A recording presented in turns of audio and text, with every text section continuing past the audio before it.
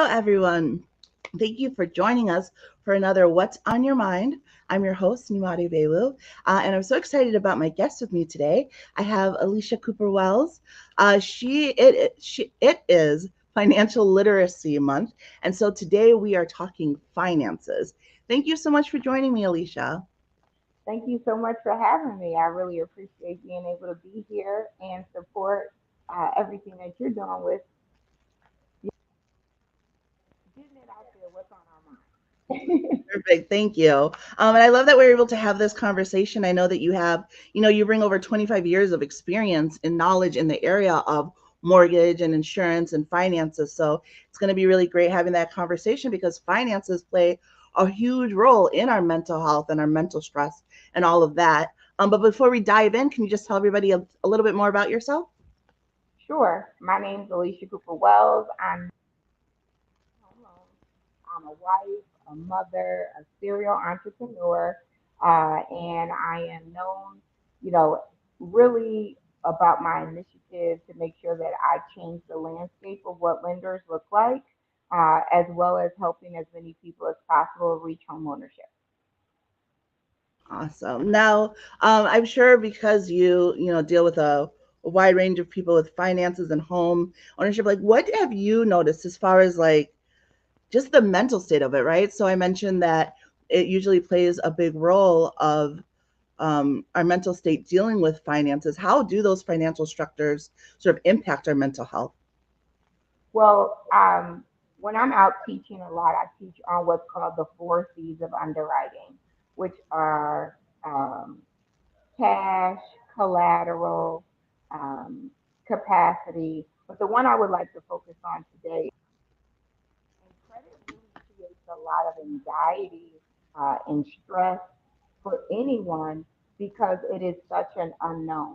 We haven't really been taught about financial literacy, or excuse me, we're not taught financial literacy very young. It often comes to us as a surprise. So any, unpredicted surprises can create a mental issue, for who do I trust? How do I know how to navigate? And the part that I believe that most is missed the most is the fact that we don't have a community of support surrounding us when it comes to our credit or our financial health. So we're often having to handle that battle all by ourselves. And now you mentioned there are the four C's, and unfortunately, it cut out right when you were saying what the main one you want to focus on today.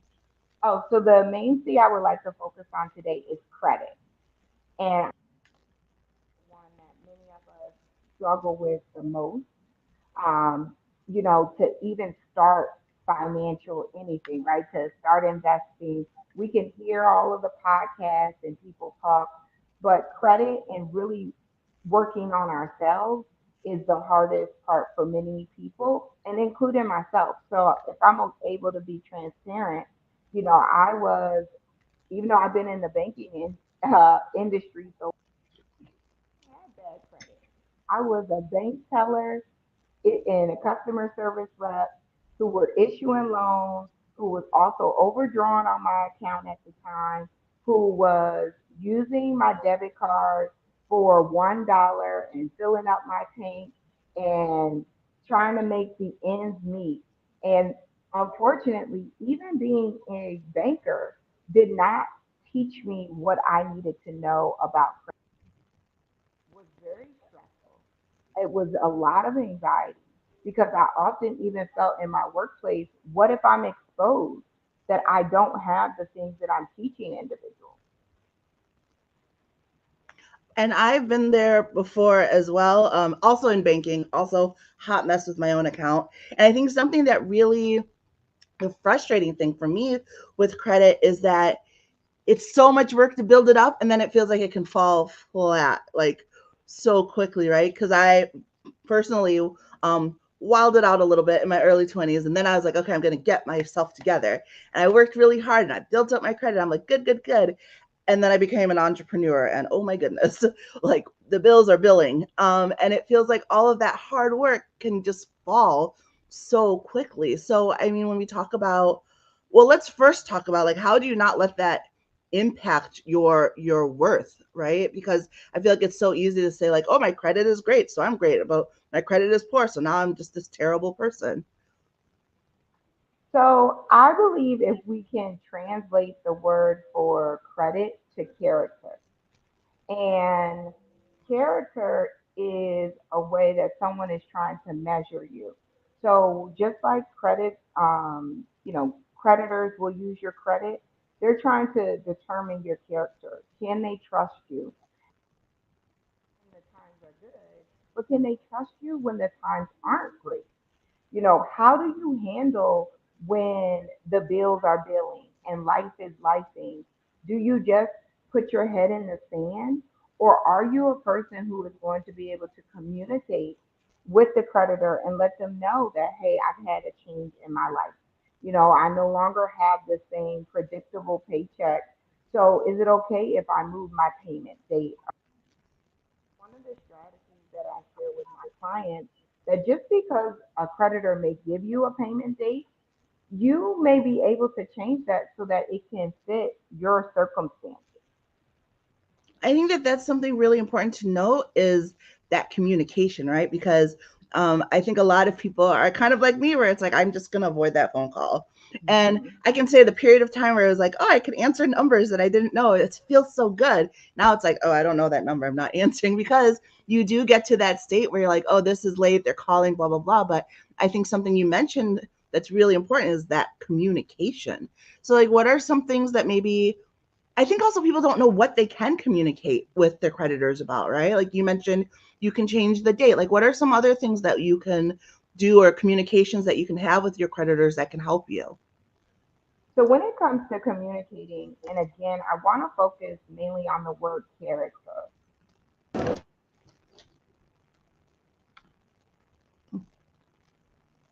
Oh, you went, it muted you.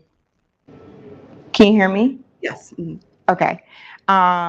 Let's remove the scary word of credit out of it and character, like a relationship. So, would you want your girlfriends, to just go radio silent on you if something happened? No, you would want them to communicate with you. You would want them to actually probably tell you some things that might be a tad intrusive. You don't have to let them know, but it might be nice to let them know that, hey, I can't go to happy hour with you guys right now because I'm experiencing some financial difficulties. Instead of us going out every weekend, or I might have to pass up on this event, I'll go with you guys to the next event, right? And how we communicate that with our relationships in real life often show up in how we communicate them in our credit as well. So if you're the type of person to often, sometimes we get stuck in our head and just want to fall back. Um, well, it shows up in credit the same way. Because again, let's change the word credit for character. Is it your character? Is it your pattern to not communicate, to fall back, to feel like you have to sort through all of this without the use of your community? And in the sake of a creditor lending you money, they become part of your community, whether that's to keep your business going, if that's to keep the lights on because you're using credit cards to pay things. All of this makes a difference. And how I think also something that's hard, it's like you feel, as you mentioned, there's a relationship, right? So sometimes it can feel a little bit frustrating. It's like, okay, we've had this essentially. Oh, I lost your screen. Hopefully you can still hear me.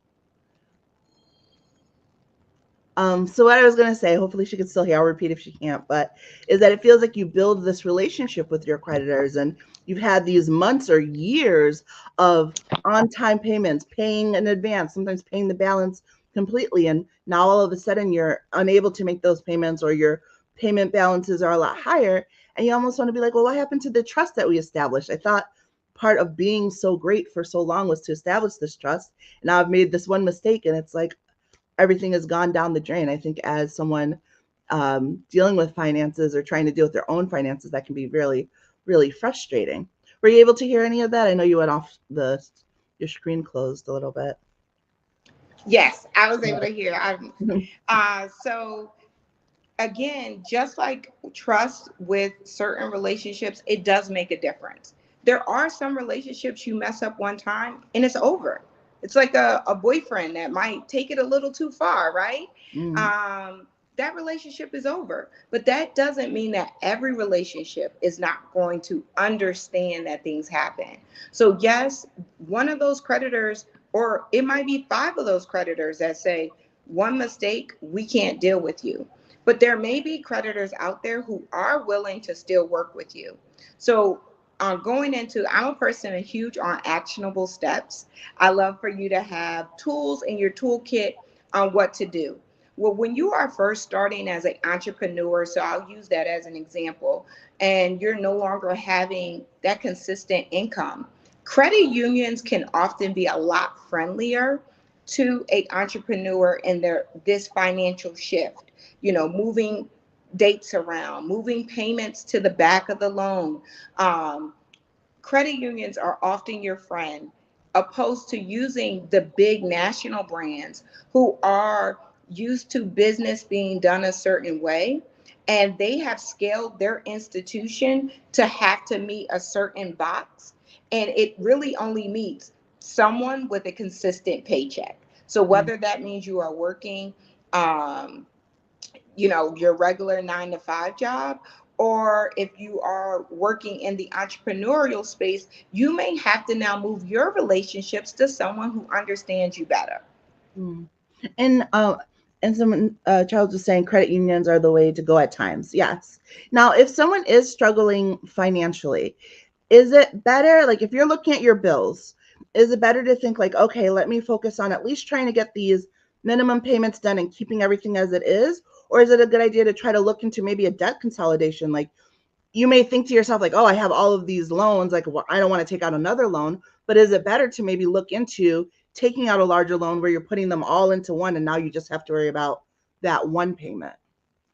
So, what I'm going to say about credit, it isn't a solution that you can get an answer for somebody that you meet on a podcast or at a bar. Mm, So, there are times where debt consolidation could be your better option.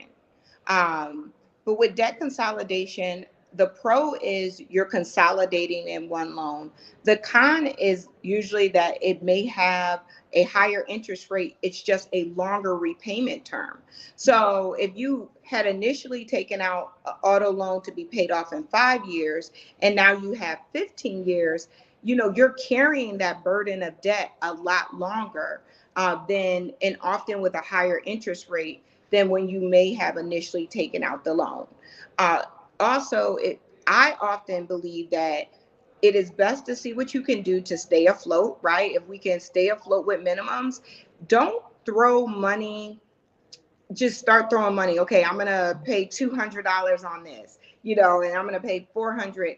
It is a place of strategy, mm, and the initial strategy when we're in the situation, because I have been there. I was a single mom living in the projects, trying to figure out how I was going to make the ends meet. I had more money. Excuse me. I had more bills and month than money, and I really was like, what do I do? I'm so overwhelmed. I'm drowning. And I tell people, I was so stressed out mentally that I wasn't even a good mom because I couldn't even teach my son how to navigate in this space. So, and I'll share a story about that, but I want to go back and end the point of, do you do your debt consolidation or do you just keep paying the debt? I'm going to go back to always communication. See what options your current creditor may have for you that may best suit your needs, and then see after you address it with the current creditor what the next options may be, which could be consolidation. And if you're able to have something that is often overlooked, and this is why I push home ownership, equity.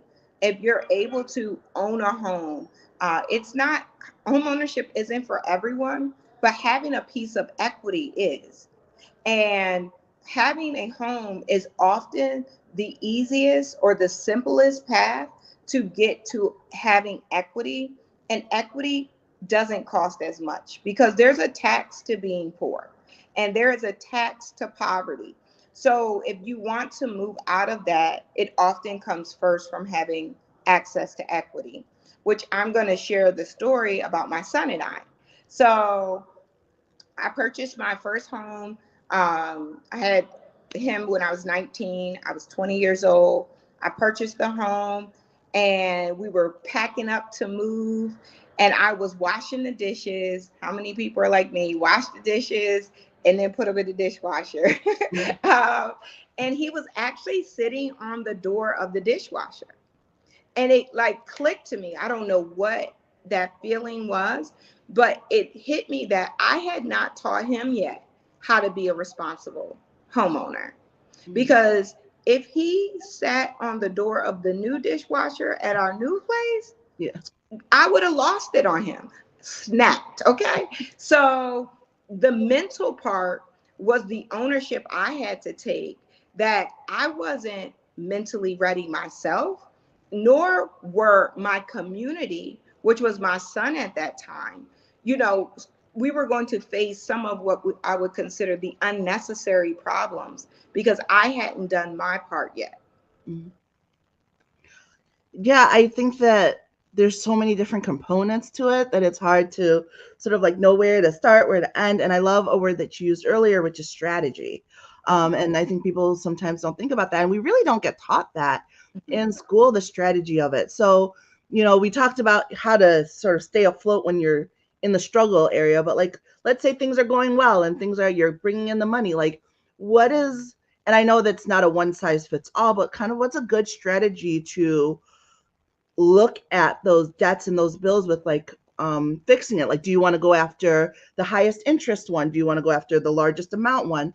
Charles said in the chat, like, try to stay under 30% in debt with credit cards. So is that your focus, or is it who has a So higher interest rate? my first focus isn't actually the credit itself, it's building an emergency fund. Mm, Because when Murphy's Law, when one thing goes wrong, everything goes wrong. So when even have a job, everything's going great, but then you need brakes. That's a normal part of car maintenance, right? And mm-hmm, if you have the $400 to get the brakes done on the car, that's a big difference than you not having the funds there, because then it becomes very disruptive. Now you're putting things that maybe you didn't have to put on a credit card before, or if credit cards aren't accepted, maybe you're taking money from the rent to make sure you cover these expenses. So when it comes to strategy, I often say if you can focus on first trying to build up at least $1,000 as an emergency fund, then going into strategizing on which bills to handle to pay off next. But the emergency fund is going to be usually the most important. Otherwise, you're going to find that credit card that you just paid off, you're going to need it all over again. and that makes a lot of sense. Yeah. So when we're thinking about it, we should think about, so now your finances are getting better, things are coming in. Get that emergency fund first. So keep doing the minimum payments or what you were doing to stay afloat. Build that emergency fund, and then go to tackling the debt to bring that down. Exactly. Now, part of the whole debt tackling thing is A, because it feels good not to owe money, but B, because that next step you mentioned, which is home ownership. When you're looking at, or when you're thinking about, oh, maybe I want to own a home, from the finance standpoint, like, what should we start thinking about? What should we start planning? So I think that it's the same strategy, right? Um, because I'll share a success story, and she doesn't mind if I use her. It's my sister, and she had a difficulty getting into an apartment, and she was like, "Why can't I get into an apartment?" And I said, "It may be easier for you to buy a house." And she was very puzzled by that. Like, Mhm. if I can't get an apartment, how am I going to be able to get a house? Right. Well, what I said is home ownership right now, it hasn't always been like that. So the current administration that we're under is very focused on making sure that home ownership is tangible, right? Mhm. That it's achievable. So under this current administration, home ownership is not as focused on having the debt paid down to 30%. It's more focused on, have you been able to manage the expenses that you currently have? And is the mortgage payment that you're going to get close to or near what you've already been paying in rent? Mm. Which is something that's new when it comes to home ownership. Also, saving for the down payment has been very challenging, but there's so many programs right now that are fully funded to make sure that that piece is no longer a hurdle or an obstacle for you to achieve. So there are down payment assistance programs right now for those who are first generation. That means if your parents or grandparents did not own a home, then you can get home ownership funds. There in the state of California, they just released up to $150,000 towards down payment. Mm. Um, D- Delaware, the Delaware State Housing Authority, they don't just have programs for those who just want to buy their first home. If you are selling a home or haven't owned a home before, you can use it. So you can even use it if you're a return buyer. You just can't use it as an investor, like to build your portfolio. Mm. So if you own a house right now and you want to move up, but you've been stuck, I can't save the money, they have funds for that. And that goes back to the community. Having the relationships with a person like me or a person like you who has the network, the connections, to know that it changes. The information that we were given before, it really does change. And our grandparents, our parents, our aunts and uncles, when they're advising us, they're trying to give us the best advice. And the story I like to use is driving with the light on in the car. Mm. As a kid, I was told that it's illegal to drive with the light on in the car. Yeah. And that actually came from a great place, but it is no law that says you can't drive with the light on in the car. There was a time in history that when driving while black was a crime. Driving while black in different neighborhoods could lead to unwarranted attention. So we got passed on the information that driving with the light on was against the law. We've had our parents spaz out in the car and we done dropped our crayon and marker, and I just want to find my crayon, right? Going into that mental piece, right? And we're now having this and we're taking it with us. And the hardest thing for adults to do is unlearn information because we've heard it so much that we're now brainwashed in believing that that is the only way that certain things can go. And we're also passing that same information down to our next legacy or community, whether you have children or not, you're passing your information on. So it doesn't mean that the information was false, but we have to realize that information has an expiration to it. Mm. It for my kids, my little niece, she's 2. Right now, I don't want you crossing the street without you holding Aunt Alicia's hand. But at 14, it's okay for you to cross the street without holding Aunt Alicia's hand, right? Mm. So it's because the information has an expiration date, but we're not taught that. So we come with these biases and we come with this information and we just believe that is so staunch, it is so difficult until we get to the point of discovery. Mm. And home ownership, I'm going to tell you, I've been doing it long enough. There were times that it was like we were asking for everything but the blood of your firstborn, right? Yeah. Yeah.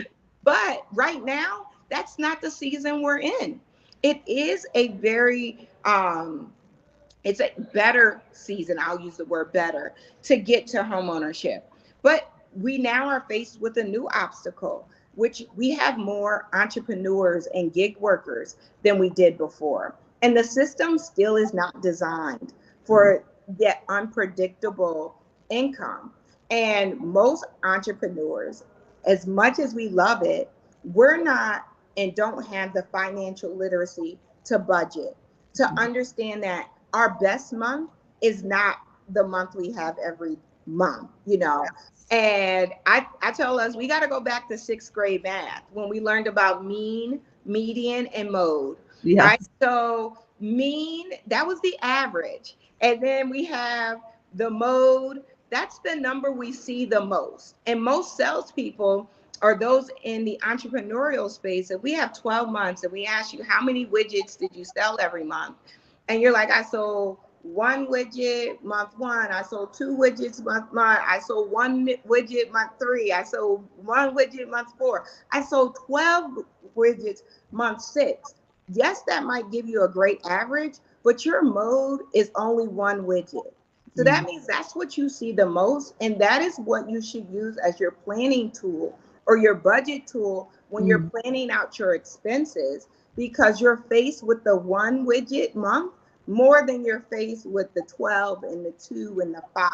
So I believe that's really what makes a difference right now and why we see the financial challenges, because our banking system, our creditors, our credit cards, just all of that is based on someone who was, we hear the phrase living paycheck to paycheck. But now we're in an economy that has something that we've never had to deal with. What about the person who doesn't know where that next paycheck's coming from, which is the stress and the anxiety? But credit can be often the equalizer to fill the void in those months, right? And that is why having good credit and protecting your credit is so important in the early, particularly forever, but really in the early stages of you putting your business together and trying to figure out what to do financially, because you can leverage the credit to carry you while you figure that out. And if you design your business truly as a business, if the business fails, then you're not sinking with the ship. But again, most of us, our business was simply a idea or a hobby, and then we never actually take the steps to evolve. Like I talked about my niece. Okay, she's 2. Now when she becomes 14, we actually have to take on a whole new mindset. We actually have to take on a new perspective. We have to kind of unlearn those things at 2 that Aunt Alicia told you don't you ever do. To now you're able to do some of these things on your own, and that unlearning process is stressful. But what's worse is the part of not even recognizing that you have to unlearn, and that you're standing so concrete on firm, on doctrine and information that you believe so concretely in your soul that you are now hurting yourself because you will not allow the new information in. Yeah, and I think that that's so important. I think people get trapped in that a lot, like what they've been heard, what they thought they knew. And then they want to stand off that. I have a couple more questions, but I want to read some comments. I think the last one, Izzy, and thank you so much for everyone who's joined and leaving comments and questions. Said it's a great thing to do. Charles said emergency funds are important. Put away something every pay that you won't miss and let that build. And they said great to know also about the financing. And then talking about the cars, said you can see especially at night with the light on. You're drawing attention to your vehicle. Sounds more like it. Yes. And then a few more thank yous to everyone for joining. I absolutely agree. I had a question about, when we were talking about home ownership and getting loans and things like that. What are some things that people should look for or come in having questions about when thinking of home loans and brokerage? Just a little back history. So when I first started in the banking industry, I was in mortgage, and I, lucky me, was right at that subprime crash, like shortly after. So, all these people had all these loans that they had taken out that they were approved for that really they actually couldn't afford. And now they're trying to get the money back, and we're having this crash. And I think that that's something that people should be leery of as well. So, like, what are some things you should go in knowing to ask either the broker or the mortgage loaner so that you make sure that they're not selling you something you can't afford? So I'm going to reverse that actually. So first, or unpack it. The subprime market, it still exists. However, it does not exist in home ownership when you are buying your primary residence. So the Obama administration put an act in place called Dodd-Frank, which means that we have to now properly assess your ability to repay, which is what initially made getting mortgages very difficult from than what they were before. So right now, most people, we don't see the astronomical foreclosures unless something unpredictable happens, because we have to do that work of properly assessing your ability to repay upfront. We're going to ask for the initial documentation are your two most recent pay stubs, your two most recent bank statements, your two most recent W-2s or 1099s. We're going to ask you to explain sources of money and source the money that comes into your bank account. We're going to ask you about NSF fees. We're going to look at your credit report, and we actually use technology that goes beyond the credit report as well, that things that you may not have access to or seen. And it's mortgage humor that we use. We know three people who are always looking forward to talk bad about you, and that's TransUnion, Equifax, and Experian. So we know that that information is there. But going back to what do you ask your lender, I do believe that most people should come into their lender knowing what payment they're comfortable with. So, how the process traditionally works, the lender will gather that documentation and then tell you what your max pre-approval is. I've actually, throughout my career, have taken a different approach that I will not start there. I want you to tell me, what is your comfortable mortgage payment? Because there's so many expenses I don't know about that are not listed on your credit report. I don't know how much you eat out. I don't know your gas bill. I know how much your car payment is, but I don't know the gas. I don't know how much an oil change cost on your vehicle. I don't know how much your daycare is. These are all expenses that are not included in that debt to income ratio that a mortgage lender is pre-qualifying you for, which means that they often will qualify you for more house than you may be comfortable with. And it may be things in your life that allow you to go to that place, but it's about taking back the control of who's really in charge of your finances. So even though the temptation may be there, because I can pre-approve you for a house for 800,000, but you may know a payment at 400,000 is better, and it might not be a house amount. It may be simply saying, you know what, based on my income, I'm paying $1,200 right now in rent, and I can only go up to $2,000 for a mortgage. How much house is that $2,000? So asking the lender is great, but if they're going to tempt you, right, with seeing the house and the price point that you might not be ready for, that is when it's like anything else. You've seen it, and now you're chasing a unicorn because you're like, man, for my $2,000, I can't get an $800,000 house. So that's one of the pieces. The other question that I often tell people, and this is a tricky one. Sometimes people get offended, but you told me I could say what's on my mind. Mm-hmm. So I believe you should work with a lender who has gone through the mortgage process of actually buying a house. I started too in the banking business without experience. And I do know that creditor or big banks, I'll use that, they hire young people for that reason, right? Because we don't know. So we Yep. sound really good when we're young and we're like, do it. Yep. But now with the understanding that I have, I do believe you should use someone who has gone through the mortgage process. I can talk to you about, hey, the principal and interest stays the same on your mortgage, but your taxes may go up. Your insurance may go up. Those are two things that can actually cause the mortgage payment to go up, even if you have a fixed rate loan. I can talk to you about, hey, your mortgage may not always be with the same creditor. It may be sold to another loan servicer. The terms will remain the same, but you'll now be making a payment to a new person. And you need to make sure that you get a introductory letter and an exit letter to make sure that you're not caught in the fraud that happens when people actually make their mortgage payments to an institution that doesn't own their credit report. And mortgage servicing has its own set of mental health. I mean, it's one thing you think you've figured it out and you have your auto pay going, and then you get it sold to another lender.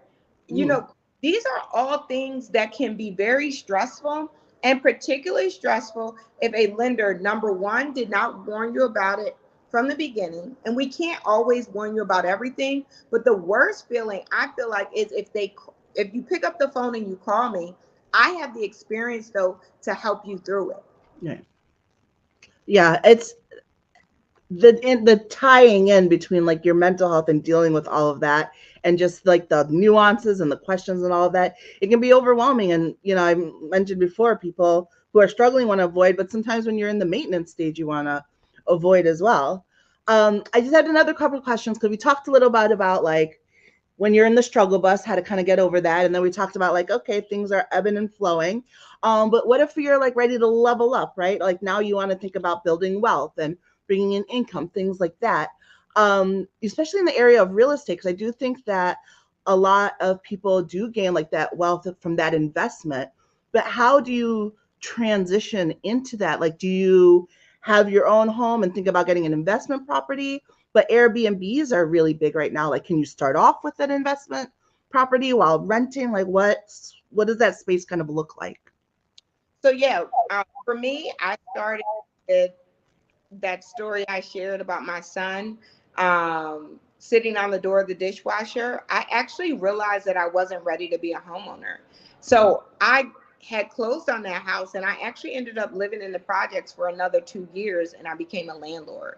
So you don't actually have to own a house to become a landlord, right? And I think sometimes we lose sight of there has to be one way of doing it. I have to buy my first house and then I have to do it in an investment property. Short term rentals, there's a process called arbitrage where you don't even own the real estate. You rent the real estate from someone and then you lease it at a premium rate, um, like a hotel would do. And you make more money every month doing it that way, opposed to someone who may own the real estate but had to put a large down payment down, and now they're not in a position to do both of those things at the same time. So when it comes to leveling up, I am though a fan of having a hard asset if you can. So if you can have a collateral piece like real estate, if you're going to do watches and purses, right? If something that can have that tangible asset, I do believe is where I believe you should start from, because it is going to be the ebbs and flows of anything. But when you're dealing in untangible assets and dealing with your intellectual property, a lot of times you get burnt out really quick. And I wanted to focus on the mental piece of being burnt out. Even if I'm burnt out, my real estate is still renting to someone. It doesn't require that much manpower of me every day. And that's the what I consider the true wealth building tool of it is we all don't have the same 24 hours in the day. When you level up, you realize you get additional time. And it's because you have other things that are operating and your resources are working for you. So investing in real estate was what I did. I now own over 100 properties, and I am very proud of that. I'm very proud of my portfolio. I'm proud that I do both residential and commercial. But as you said from the beginning, this is over 20 years. This is not something that happened overnight. And I have experienced the ebbs and the flows. I went through the first mortgage meltdown. I went through the recession. I went through life being so hard that I thought I wanted a divorce. I've been married now for 11 years, and that added its own level of stress when I couldn't do my part that I agreed upon. Losing jobs, having babies, and still trying to protect my credit. And when your community is not a community that thinks that that is the most favorable thing, right? I had to make a lot of tough decisions. I had to be unliked quite a few times. Mm. My son has had probably some of the worst Christmases. Um, and I had girlfriends at that time who couldn't understand why I didn't buy curtains. I just had Venetian blinds, right?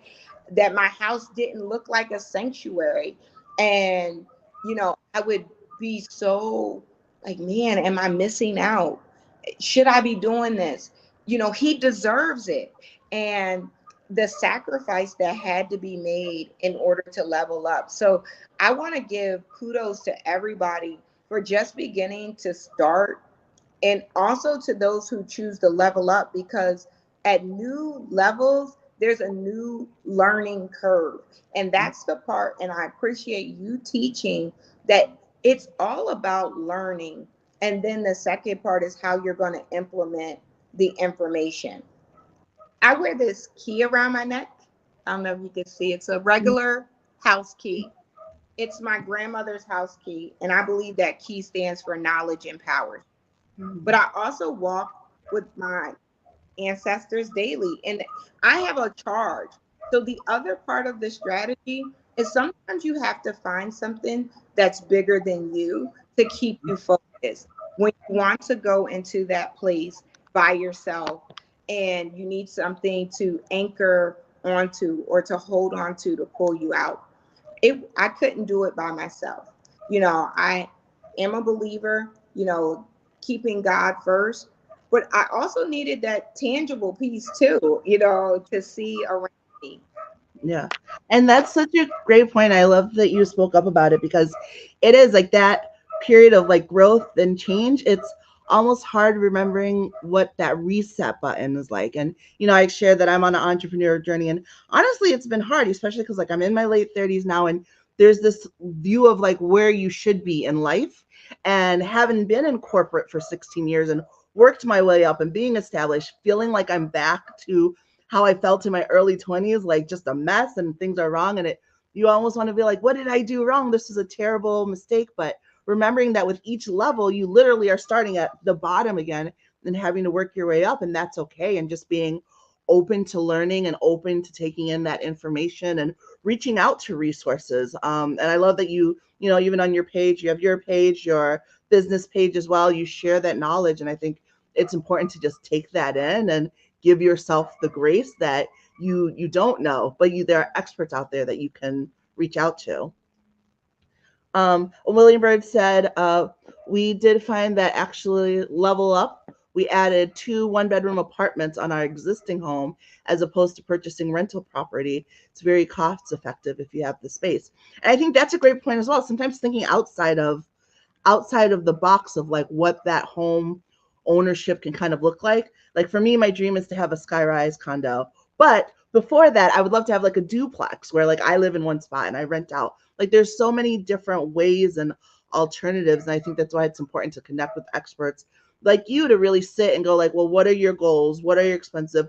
What are not just your current goals, but what are your long-term goals? Because it's easy to think about like, well, I want that and I want to jump to that, but maybe there are steps ahead.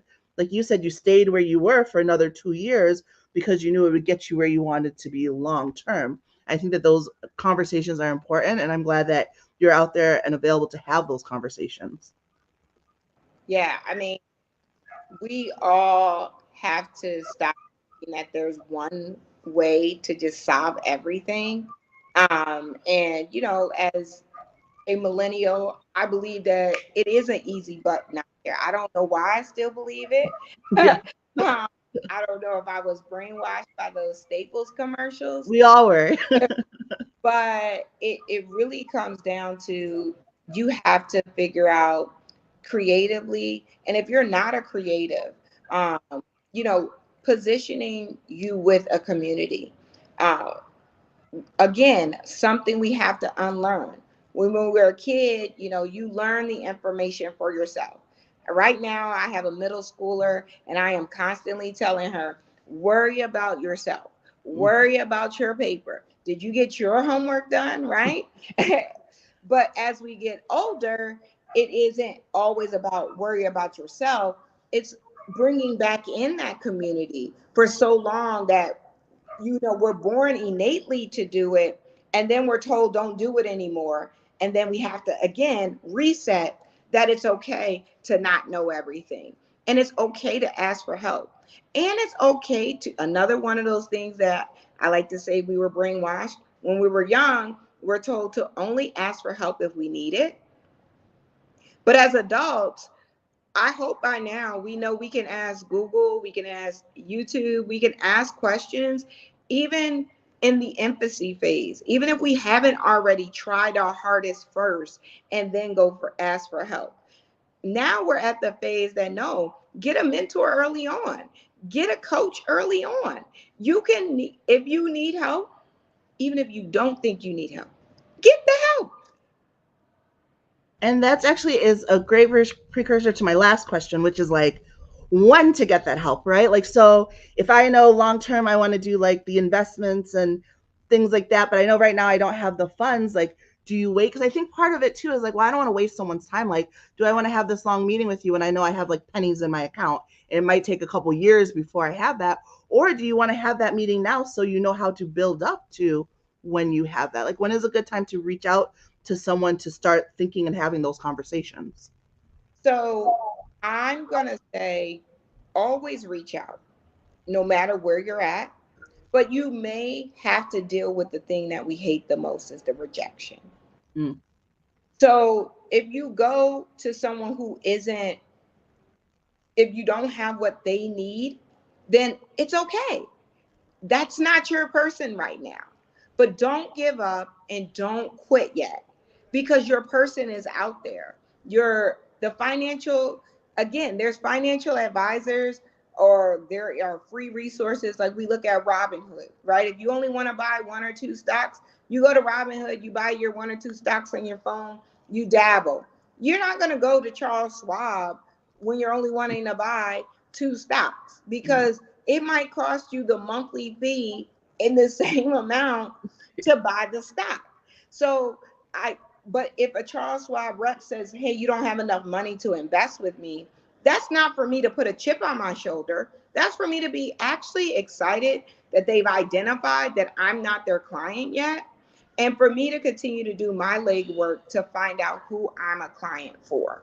Mm. And most of us, if we start with free resources like YouTube, um, we can get a little bit of a game plan, but start with a me.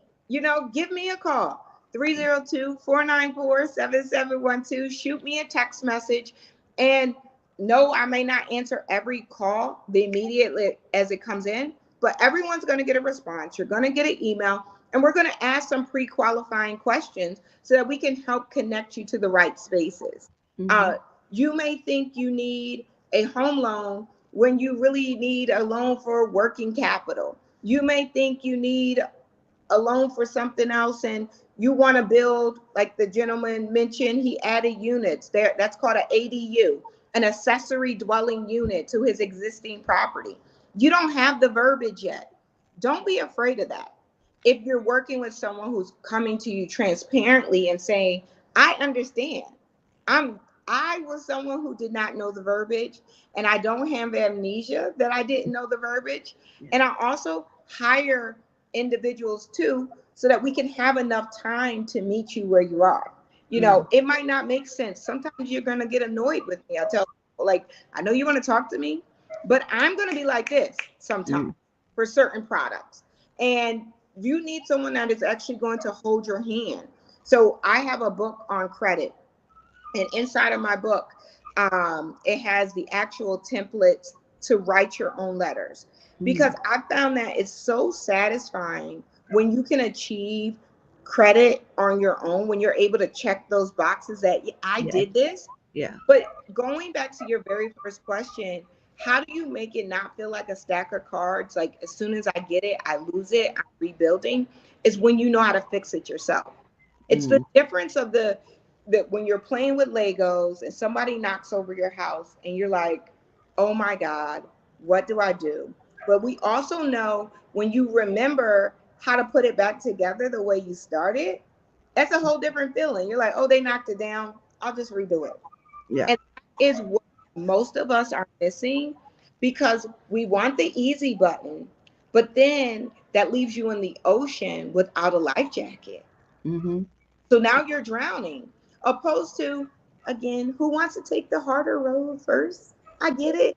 But if you can learn it along the way, and that's what we specialize in, really helping you learn the information, because I've lived through that every year is not going to be a perfect year. Mm-hmm. And there are going to be things and challenges that happen that aren't even your fault, and you need to know how to communicate so that you can get that done. Yeah, absolutely. Well, I can't tell you thank you enough for your time this evening. And I think also like just learning and getting that information is a great first step, especially if you're like, oh, I don't know if I want to reach out to someone right away, but like just getting that information, you mentioned YouTube, things like that. I know that you are sometimes frequently hold online sessions. So if you're watching this and you can follow her, definitely do so. And you also have a show as well right now, right? Where you're Yeah. giving away some of that information. Could you just tell everybody a little bit about that and also how else to reach you? Sure. We launched a podcast called Own Yours, and the base of the show is about ownership. Our main focus is real estate, but it really comes down to owning, whether it be you by yourself or working with others to own yours. And that is a podcast that is sponsored by Delaware TV, DETV. You can find me on pretty much any social media platform as Alisha Cooper Wells. You can find me on Instagram. You can find me on LinkedIn. You can find me on Facebook. I have quite a few speaking events that do come up. I teach, I am the head instructor. And one of the things that I believe really makes me unique is that I am focused on mindset. I do believe it is not just about the result. For so long, I was simply result driven. And I realized that that did not leave a place of compassion. And I, for my 39th birthday, had decided that I was going to lead with love versus truth. And it has been such a successful place because it's easier for us to meet you where you are than to try to get you to where I want you to be. And I want to see you achieve the things that you want. And I want you to achieve them as quickly as possible. I haven't lost that part. But I want to make sure that we're actually putting a game plan together that works for you. If Mm, you're not working 9 to 5, I don't want to give you a plan for someone who's working 9 to 5. I want to give you a plan to meet your goals. And I also want to connect you with the resources and the relationships that I have so that we can work collectively and start to build the new community. And it's important for you to for your community to communicate with us. So if you're afraid to pick up the phone or to text me, definitely send me a DM on my social media outlets. I'm very active on social media, and you get to actually see an insight into my life. I didn't want to be one of those stuffy interpersonal loan officers who only gave you information and tips. I wanted you to see how life really works. And I also want to inspire and motivate you because I know where I started. And I was told that this life was not going to be the one that I was going to have. And I want you to know exciting to have a life by design, but it doesn't happen by default. We have to have a business with objectives to make it happen. absolutely.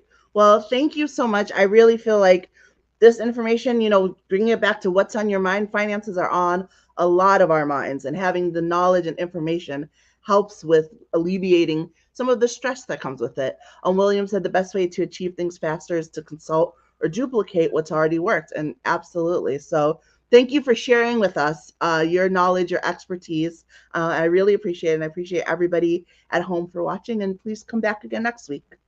Please, thank you. Thank you.